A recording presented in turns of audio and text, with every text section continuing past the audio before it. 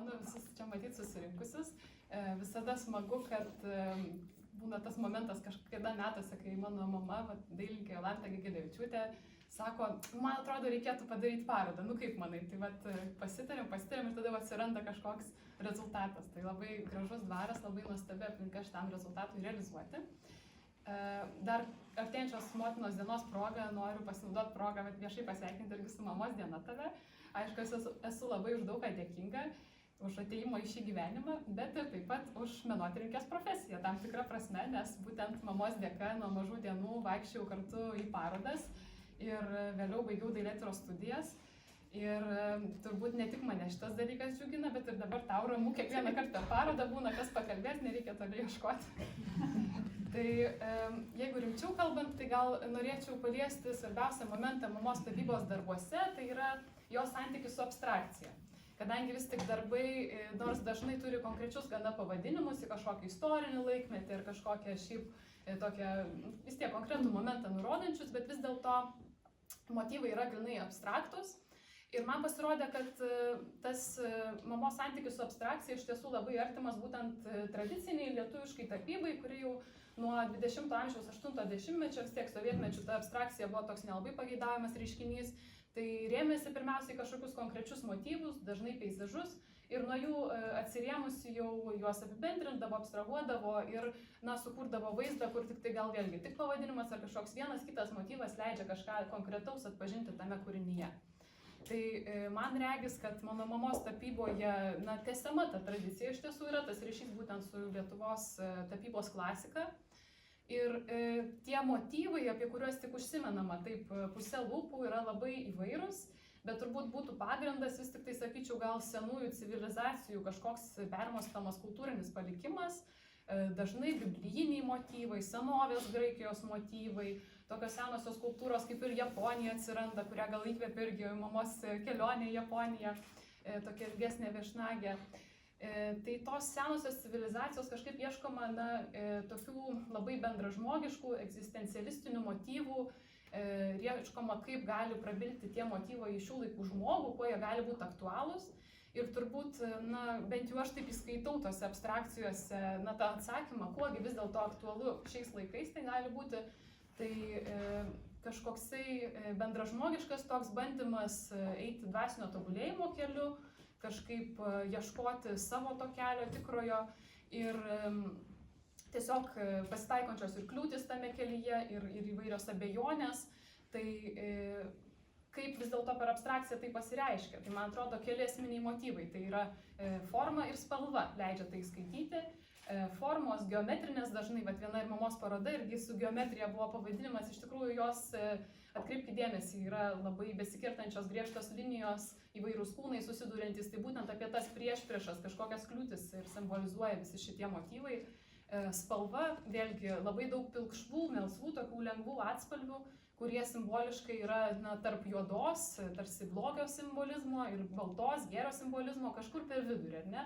Tai tarsi mūsų kasdienybė, kurią mes kasdien tiesiog, kuri mūsų buityje yra įsitvirtinusi, tie visi pilki, tokie melsvi, tokie labai pažįstami atspalviai, kurie turbūt ir sudaro tiesiog didžiąją gyvenimo pagrindo dalį.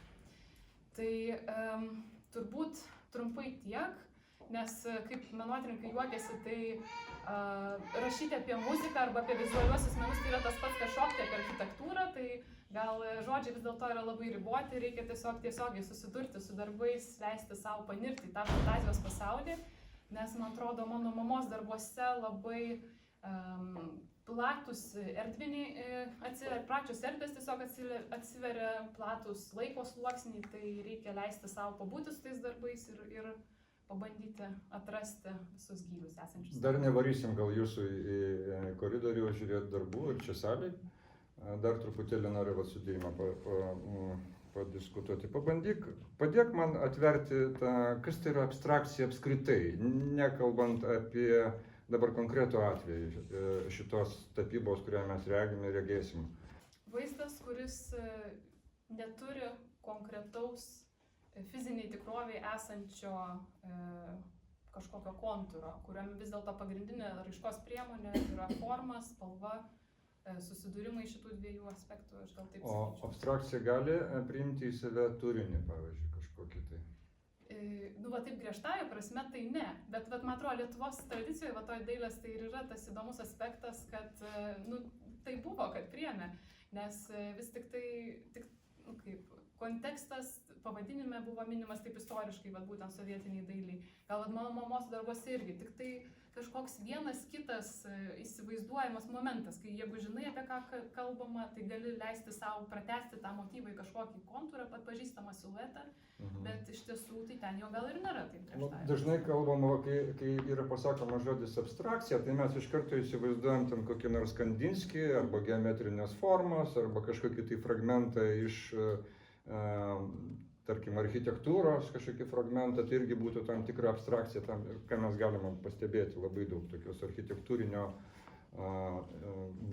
vaizdinio.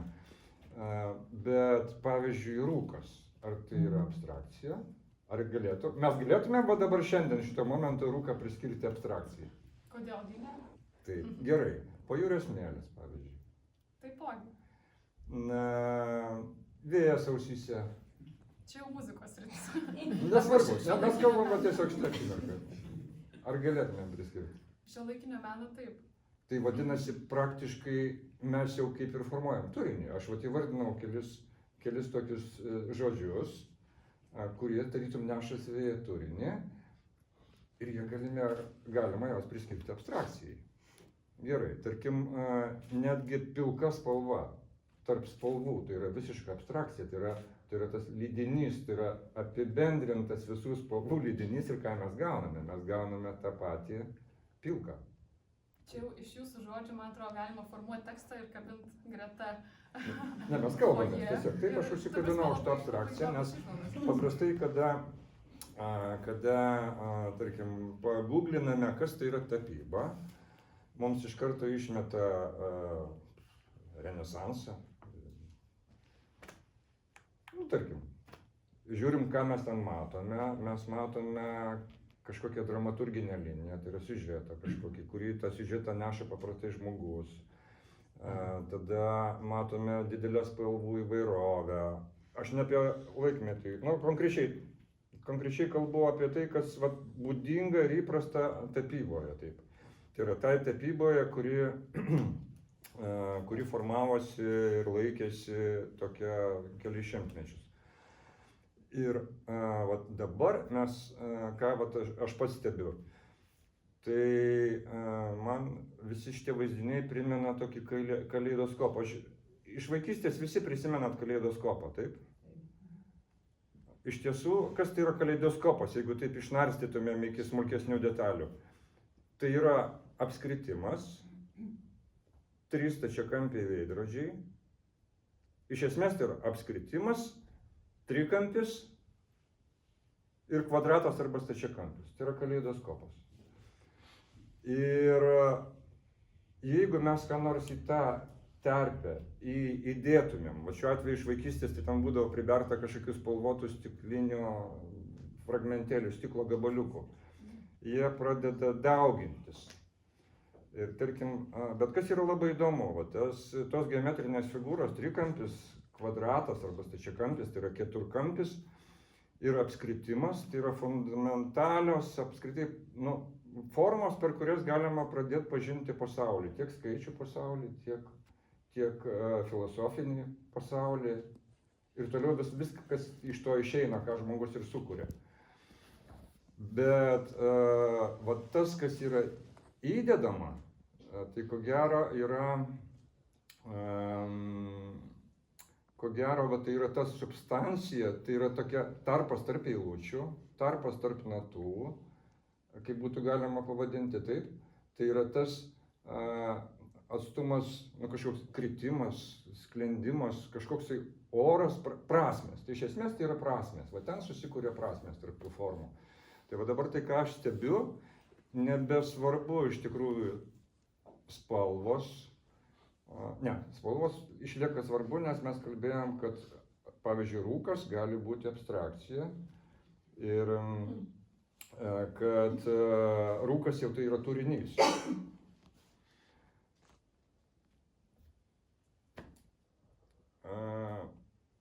dar vieną dalyką noriu paklausti. Gal Jolantos noriu paklausti. Vis dėlto mane glumina va ta pilka spalva. Aš lyg tai turiu kažką pasakyti. Tiek daug pilkos spalvos. Pavyzdžiui, ar Jolanta, tu galėtum pririšti prie kažko tai tokio, va, prie tos atverti paslaptį, prie savo paslapties galėtum pririšti? Bet tikrai turbūt daug spalvų maišant ir norint kažką daryti ir gaunasi kažkaip nemažai pilkos. Aš pati negalvoju, kad pas mane daug, aš galvoju, kad aš labai spalvotai tapau. Tai gal tiesiog taip išeina, kodėl daug. Nežinau, man atrodo, tikrai yra spalvų. Bet jos gal nebūtinai turi būti labai, kažkaip labai reiksmingai ir labai ten taip tarp savęs kaip kalbėtis, gal jos švelniai kažkaip. Tau atrodo, kad Čia būsenos yra tavo.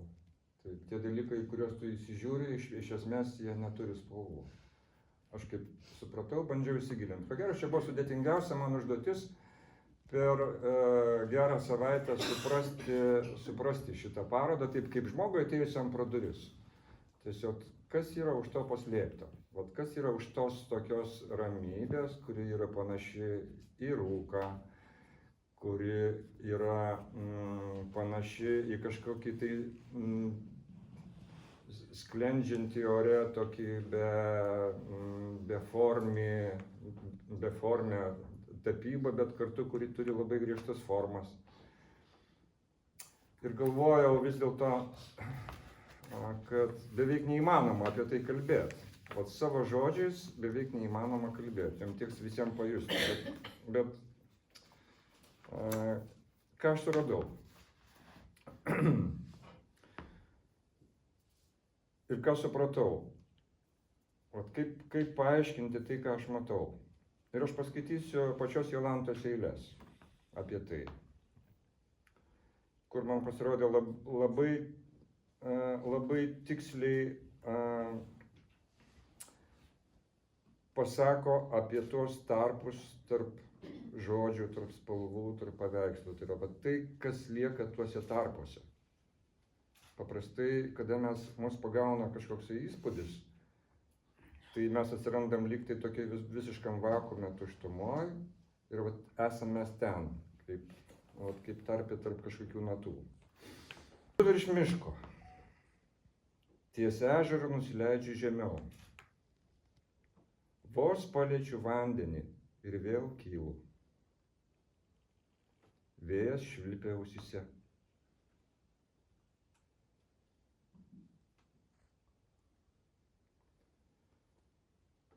Tai rūkas, ar tik iliuzija slepianti ribą tarp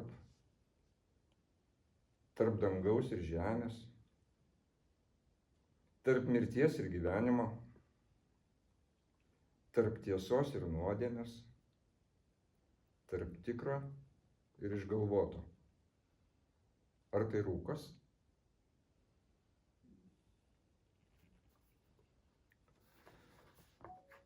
Nėra rojuje jokių spalvų, nei juodos, nei baltos, nei dienos, nei nakties.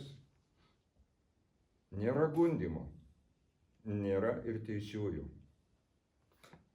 Pilkuma.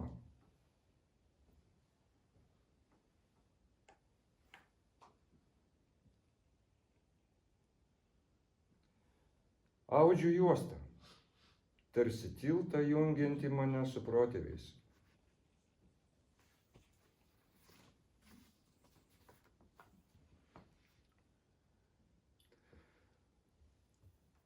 Šiandien taip keistai jaučiuosi, kregždė susisuko lizdą mano viduje. Jos nesuprato, kad aš žmogus, o aš jiems ir nesakiau.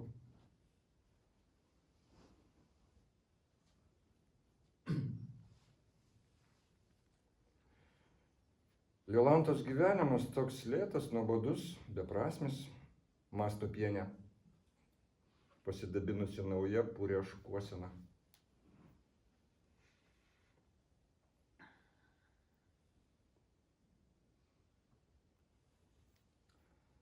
Tave piktina tavo ranka, nukirsk. Piktina koja, nukirsk. Piktina buitis, santykiai, piktina Lietuva, nukirsk. Nukirsk viską, kas tave piktina. Pateksi į dangaus karalystę. O jeigu esi medis,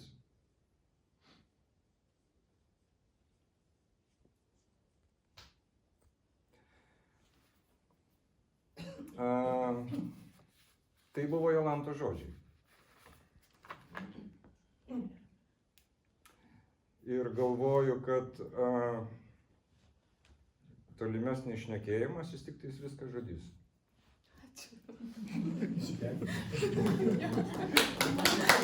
Sveikinu dukrą, tai aš tada irgi naudodamasi progą noriu pasveikinti mamą su motinos diena ir irgi padėkoti už šaknis, ko pabaigė, už tas šaknis, už visą tai, ko išmokė, nes kiek čia bebūtų tos abstrakcijos, vis tiek atrodo, kad tas liaudies menas, tautodailė, visi močiutės, mamos dirbiniai, visas rankų darbas, viskas yra kažkaip susideda ir jis niekur nedingo, jis vis tiek kažkaip kituose mano darbuose, kituose toliau, jis vis tiek kažkur lieka ir atsispindi. Ir dar toks visą laiką mamos norėjimas naujo, bandymas naujų dalykų visokių. Ir mano vaikystės visą laiką liepdavo išbandyti vis kažką. Tai vienas juostas, tai paskui ten kitas, tai kilimai kažkokią adatą ten nusipirko turgui badoma, tai tada tuos darom, tai makramė rišimą, tai tuos išbandom. Ir visas tas dalykas ir atvedė ten, kur esu. Tai tada aš ačiū mamai, sakau.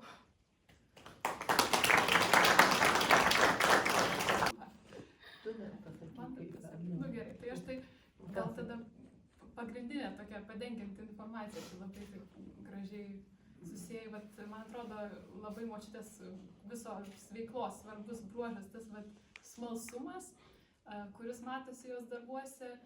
Tai mes gal matom parodose, labai dažnai tą su liaudies menu taip labiausiai susijusią jos kūrybą, vis tiek liaudies kostiumus, už kurios turi ir sertifikatą močiutė tautinio kultūros paveldo, ir sodų dažnai būna, bet apskritai jinai labai dažnai viską, ką įmanoma pabandyti, tai ir išbando. Tai labai smagu, kad šitoje erdvėje Antazavės dvare atsirado galimybė parodyti ir močiutės nertas staltiesės, ir truputėlį tą platesnį vaizdą, nes iš tiesų jinai ne tik tai audžia, siūna, siuvinėja, neria vašeliu, daro sodus, mezga riešines, bet net ir neseniai ant šilko pradėjo tapyti susidomėjus.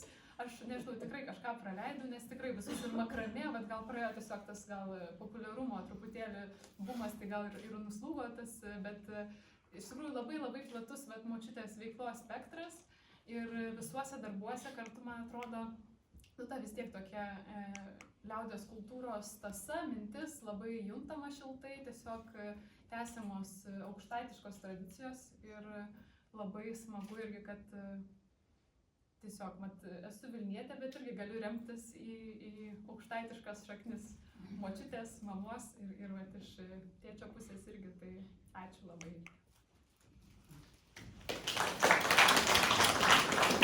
Jeigu daugiau kalbų nėra, tai aš tada gal dar vieną kūrinį sugrosiu, atsiprašau, kad visiškai ne į vakaro temą, atsiprašau.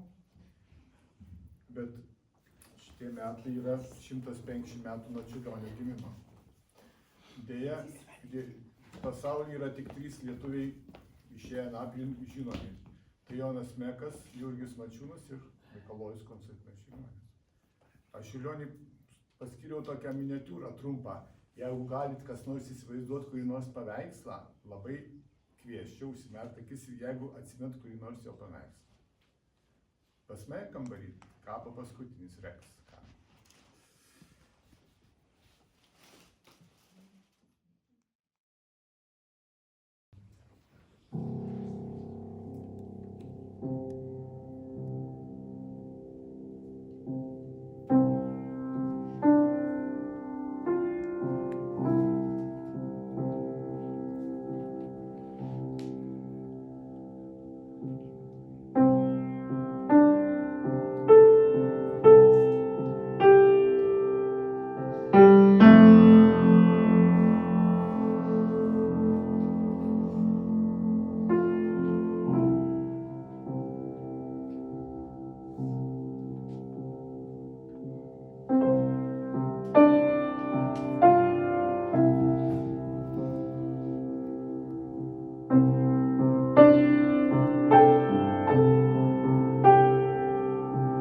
Thank you.